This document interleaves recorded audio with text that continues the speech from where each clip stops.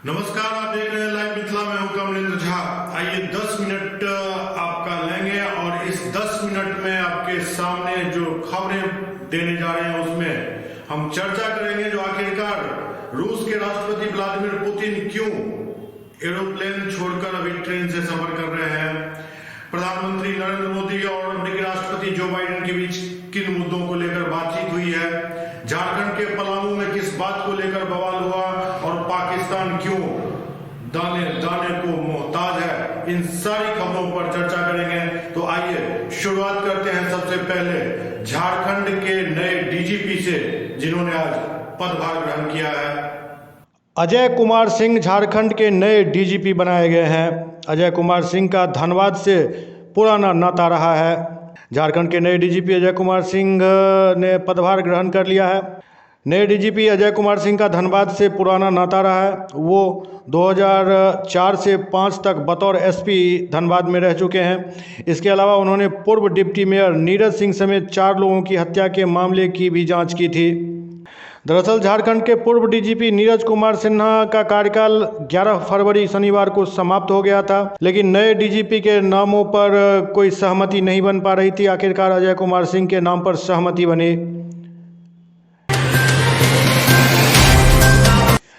रूसी राष्ट्रपति Vladimir Putin को अपनी हत्या का डर सता रहा है, इसलिए वो अब प्लेन से नहीं बल्कि ट्रेन से सफर कर रहे हैं।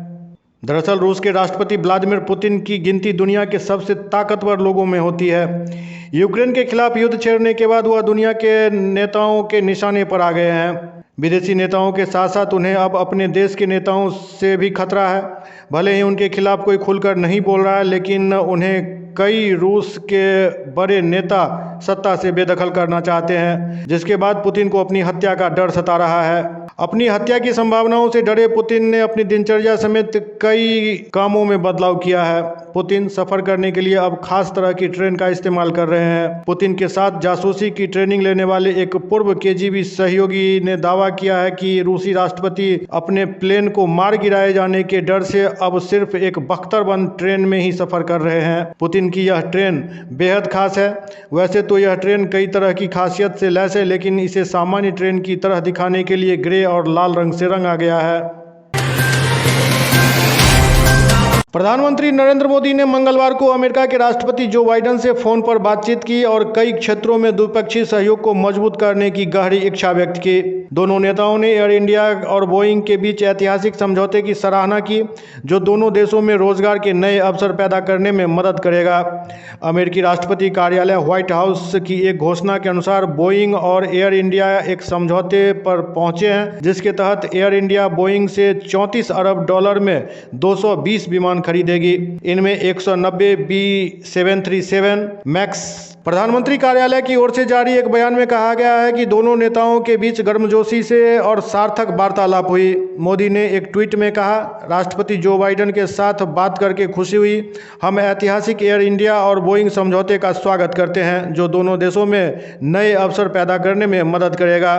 पीएमओ ने कहा कि मोदी और बाइडेन ने अमेरिका और भारत के बीच व्यापक वैश्विक रणनीति साझेदारी प्रगाढ़ होने पर संतोष व्यक्त किया, जिसके परिणाम स्वरूप सभी क्षेत्रों में मजबूत विकास हुआ है। एयर इंडिया ने मंगलवार को 470 विमानों के ऑर्डर के साथ दुनिया की अब तक की सबसे बड़ी एविएशन डील फाइनल कर ली है। इसके लिए उसने फ्रेंच कंपनी एयरबस और अमेरिकी कंपनी बोइंग से सौदा किया है। एयर इंडिया को एयरबस 250 और बोइंग 220 विमान देगा। एयरबस इसी साल के अंत तक विमानों की डिलीवरी भी शुरू कर देगी। दोनों डील $70 बिलियन करीब 5.79 लाख करोड़ रुपए से ज़्यादा की है। एयरबस के साथ हुई डील के तहत 40 wide body A350 aircraft, 210 narrow body single Aizawl 320 Nios aircraft मिलेंगे। वहीं बोइंग से हुई डील $34 अरब की है। इसके तहत एयर इंडिया को 190 B737 मैक्स विमान, 20 B787 विमान और 10 B777X विमान की डिलीवरी होगी। एयरबस के साथ हुई डील के दौरान प्रधानमंत्री नरेंद्र मोदी और फ्रांस के राष्ट्रपति इमैनुअल मैक्रों मौजूद रहे। वीडियो कॉन्फ्रेंसिंग के माध्यम से टाटा समूह के मानद चेयरमैन रतन टाटा, टाटा सन्स के चेयरमैन एन चंद्रशेखरन भी शामिल हुए। वहीं बोइंग के साथ हुए सौदे की जानकारी खुद अमेरिकी राष्ट्रपति जो बाइडेन ने दी। उन्होंने इस डील को ऐतिहासिक बताया। फिच रेटिंग्स ने मंगलवार को पाकिस्तान की long term foreign currency issuer default rating मतलब आईडीआर को सीसीसी प्लस से घटाकर सीसीसी माइनस करने की घोषणा की है। दाने दाने को मोहताज पाकिस्तान अब लोन लेने के विकल्प को भी नहीं बचा पाया। रेटिंग एजेंसी का कहना है कि पाकिस्तान में फंडिंग को लेकर काफ़ी रिस्क है और वहां इस साल चुनाव भी हैं। एजेंसी ने यह भी कहा कि पाकिस्तान में आईएमएफ कार्यक्रम की 9वीं समीक्षा के बाद ये फैसला लिया गया। एजेंसी का यह भी कहना है कि उन्हें आशंका है कि पाकिस्तान का विदेशी मुद्रा भंडार निम्न स्तर पर रह सकता है। हालांकि वित्तीय वर्ष 2023 के बाकी महीनों में सुधार हो सकता है। बताया जा रहा है जो बाढ़ और आतंकी पाकिस्तान के लिए सिरदर्द बन गए। झारखंड के पलामू जिले से एक खबर आ रही है जहां दो पक्ष आमने सामने आ गए हैं। विवाद महाशिवरात्रि में तोरण द्वार बनाने को लेकर शुरू हुआ था। विवाद की शुरुआत मंगलवार को हुई थी, लेकिन बुधवार को इसने हिंसक रूप अख्तियार कर लिया। आरोप है कि महाशिवरात्रि को लेकर बनाए गए तोरण द्वार को कथित तौर पर समुदाय विशेष के कुछ लोगों ने उखाड़कर कबाड़ में फेंक दिया। विवाद यहीं से शुरू हुआ। जानकारी के मुताबिक पांकी में शांति स्थापित करने के उद्देश्य से शहर में 100 से ज़्यादा जवानों को तैनात किया गया है। पिपराटांड, लेस्लीगंज सहित कई थानों की पुलिस मौके पर कैंप कर रही है। जिले के एसपी सहित कई बड़े पुलिस अधिकारी कैंप कर रहे हैं। बताया जा रहा है जो इस घटना में कुछ पुलिसकर्मी को भी चोट आई है। रोहित शर्मा की कप्तानी में भारतीय टीम ने इतिहास रच दिया। पूरी दुनिया पर अब भारत का राज हुआ। अब आईसीसी रैंकिंग में टीम इंडिया तीनों फॉर्मेट में नंबर 1 का स्थान प्राप्त कर चुकी है। भारतीय क्रिकेट टीम ने 4 मैचों की टेस्ट सीरीज के पहले मुकाबले में ऑस्ट्रेलिया को पारी और 132 रन से मात दी। इसी के साथ टीम इंडिया 1-0 से आगे भी हो गई है। वहीं इस जीत के साथ ही आईसीसी टेस्ट रैंकिंग में भी टीम इंडिया नंबर 1 पर पहुंच गई है। टेस्ट में नंबर 1 बनने के साथ ही भारतीय क्रिकेट टीम ने क्रिकेट में एक नया इतिहास रच दिया है। भारतीय क्रिकेट टीम इतिहास में पहली बार तीनों फॉर्मेट में नंबर 1 बन चुकी है। टीम इंडिया पहले से ही वनडे में T20 में नंबर 1 की कुर्सी पर बैठी हुई थी, लेकिन अब भारतीय टीम ने टेस्ट में भी नंबर 1 का स्थान प्राप्त कर लिया है। सबसे खास बात यह है कि अभी तक कभी भी टीम इंडिया एक साथ तीनों फॉर्मेट में नंबर 1 पर नहीं पहुंच पाई थी। कुल मिलाकर कहा जा सकता है जो रोहित शर्मा की कप्तानी में टीम इंडिया ने इतिहास रच दिया। बीबीसी को अपनी नई महारानी से कुछ सीखने की जरूरत थी। दरअसल ब्रिटेन की नई रानी यानी किंग चार्ल्स तृतीय की पत्नी कैमिला ताजपोशी के दौरान क्वीन एलिजाबेथ का कोहिनूर जरा ताज नहीं पहनेंगी। लंदन के बकिंगम पैलेस में मंगलवार को इसका ऐलान किया गया।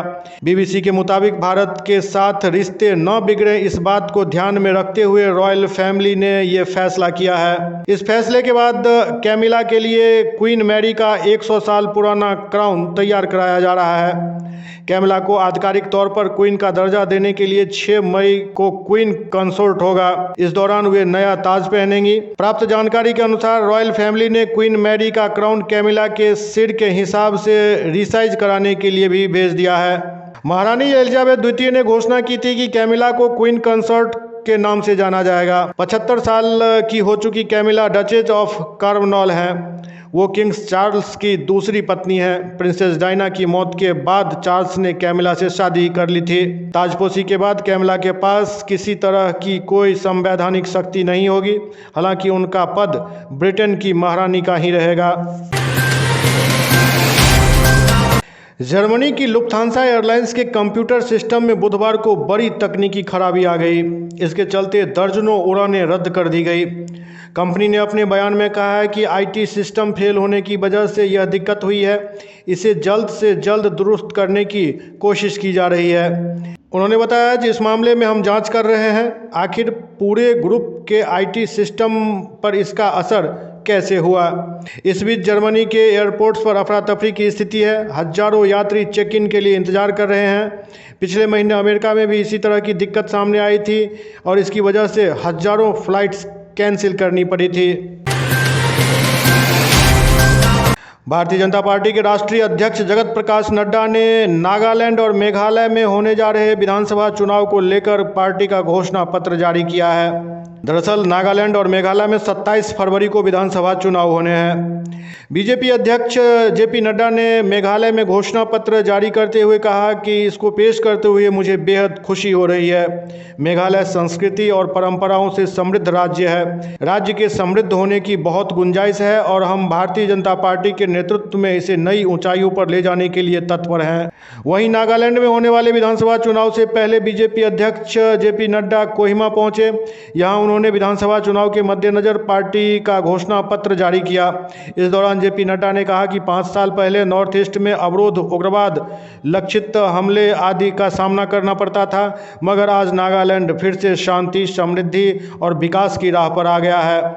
नागालैंड की विकास की एक कहानी रही है। पिछले 8 सालों में विद्रोह 80% कम हो गए हैं और AFSPA 66% क्षेत्रों से हटाया गया है।